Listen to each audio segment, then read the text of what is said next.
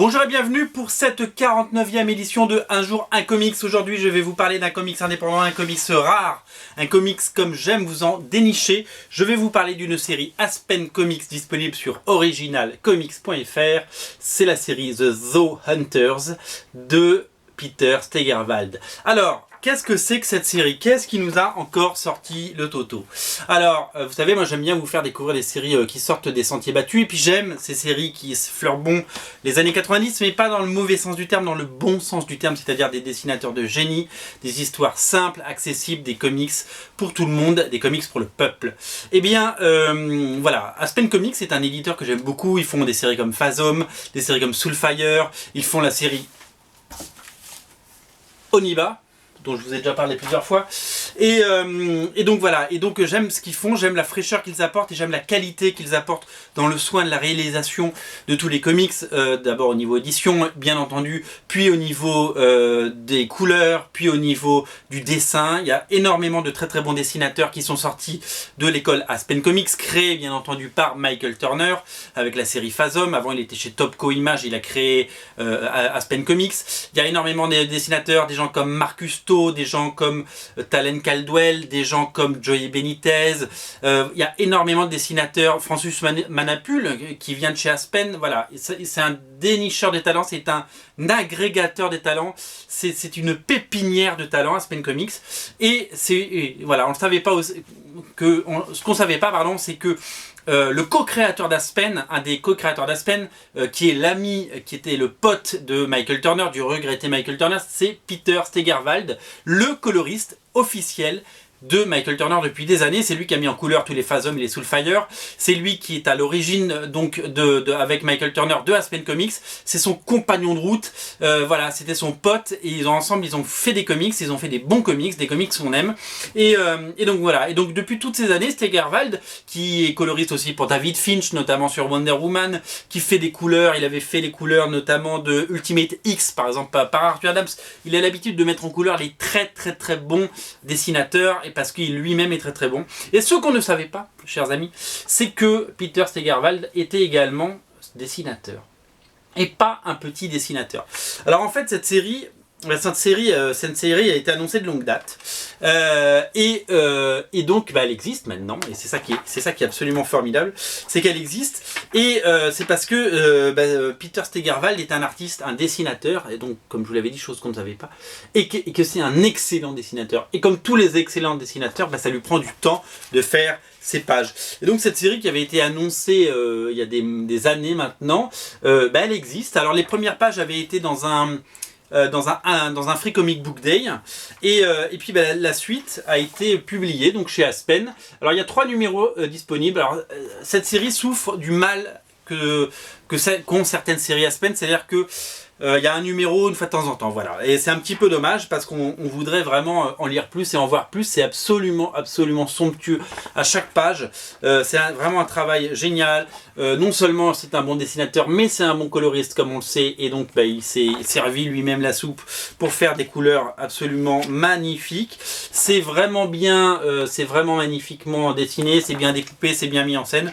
C'est parfait et cette série est absolument géniale. Alors moi quand cette série est sortie aux États-Unis, alors j'ai acheté le numéro 1 et les autres et je vais vous les montrer.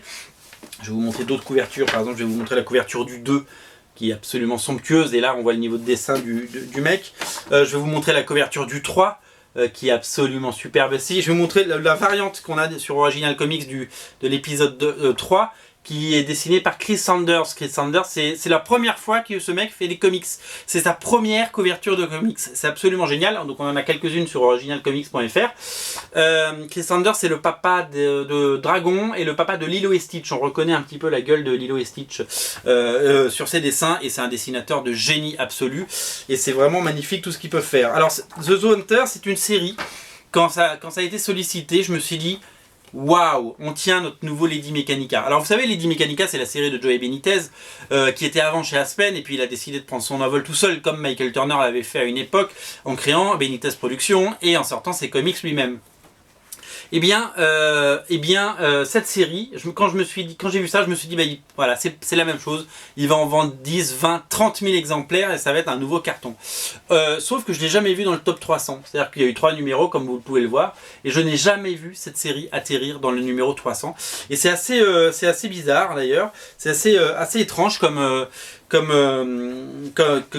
chose, puisque je pense que cette série est complètement passée sous le radar aux États-Unis et en France d'ailleurs. Regardez comme c'est beau, regardez comme c'est beau, regardez le travail, c'est magnifique, j'adore chaque page de cette bande dessinée, On reconnaît un petit peu le dessin de... En fait, je trouve que le dessin de Peter Steigerwald, c'est un mix entre Michael Turner et Joey Benitez. C'est l'enfant caché de Michael Turner et Joey Benitez. Voilà, c'est ce que je voulais dire. Je vais vous montrer un peu des pages du 3, puisque je suis là, et que c'est tout aussi magnifique, c'est tout aussi beau et bien travaillé. Voilà, je vous montre des pages, c'est superbe. Donc cette série n'a pas eu le succès, donc elle a vendu... si elle n'est pas dans le top 300, ça veut dire qu'elle n'a jamais dépassé les 5000 exemplaires. Et c'est bien dommage. Et je suis très triste de voir que cette série ne marche pas. Alors, on pourrait dire que c'est la faute au retard, mais même dès le numéro 1, ça n'a pas marché. Donc, enfin voilà, il y a eu un problème à l'allumage sur cette série. Elle n'a pas été assez... Voilà, il n'y a pas eu de publicité, elle est sortie de façon trop discrète. Il n'y a pas eu... voilà, de temps en temps, il y a des séries indépendantes qui n'ont pas le buzz qu'elles devraient avoir. Et moi j'étais très malheureux parce que je viens d'acheter le numéro 3 qui est sorti il y a quelques semaines, le numéro 4 devrait pas tarder. Et je me suis dit mais merde quoi, le public est passé à côté de cette série et c'est bien dommage. Et j'ai appelé mon fournisseur, je lui dis il te reste du The Hunter et du 1, du 2, du 3, je peux en commander, je peux en proposer à mes clients d'Original Comics? La réponse a été oui. Le 1, le 2, le 3, couverture A et couverture B sont disponibles. C'est absolument... Ah, c'est la meilleure nouvelle qui soit. Alors ça c'est le 2. C'est vraiment excellent comme nouvelle. Et donc voilà, je vous montre par exemple les deux couvertures du 1. Couverture 1A et couverture B2. Voilà. Et elles se suivent, ce sont des connecting variantes. Voilà. Donc j'ai décidé d'en prendre des petites quantités pour commencer. On va voir ce que ça donne. Vous pouvez commander sur originalcomics.fr ce The Hunters. Et comme c'est un coup de cœur, voilà, si vous avez aimé Lady Mechanica et Oniba, je sais que vous êtes très nombreux à suivre ces séries sur Original Comics parce qu'on n'arrête pas d'en commander. Là, on va recommander des TPB de Lady Mechanica parce qu'on en a vendu 40. On en a commandé 40, on en a vendu 40. Waouh, c'est génial. Et merci grâce à vous. Donc là, il n'y en a plus pour le moment. Mais il y en aura certainement dans les jours à venir. On va voir s'il en reste chez le fournisseur. The Hunters, numéro 1, 2, 3, donc sont disponibles. Alors, de quoi ça parle? Puisqu'on a beau dire que c'est génial et que c'est très beau. De quoi ça parle? C'est une série de science-fiction. Ça se passe dans l'espace. Et ça suit des chasseurs de zoo. Alors, c'est quoi des chasseurs de zoo? C'est des gens qui parcourent la galaxie à la recherche d'espèces animales spéciales pour les mettre dans des zoos. Voilà, tout simplement. Et évidemment, ça ce n'est que le prétexte pour découvrir les personnages. C'est très poétique la façon dont c'est écrit, c'est très sympa. Peter Steigerwald est à la fois un bon coloriste, un bon dessinateur et un scénariste en devenir, puisque c'est vraiment très bien ce qu'il fait. Et voilà, et donc on suit donc ces personnages, leur destin, leur vie, leur rapport, conflictuel ou pas, et c'est plutôt riche. Et je trouve que c'est un formidable comics.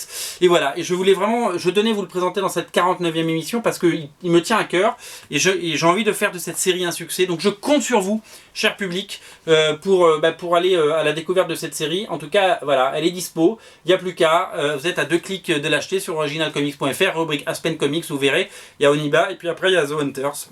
Voilà, ce comics est disponible, ne le ratez pas. C'était la 49e émission, on se retrouve demain, ou très vite. En tout cas, on se retrouve pour une nouvelle émission. Salut!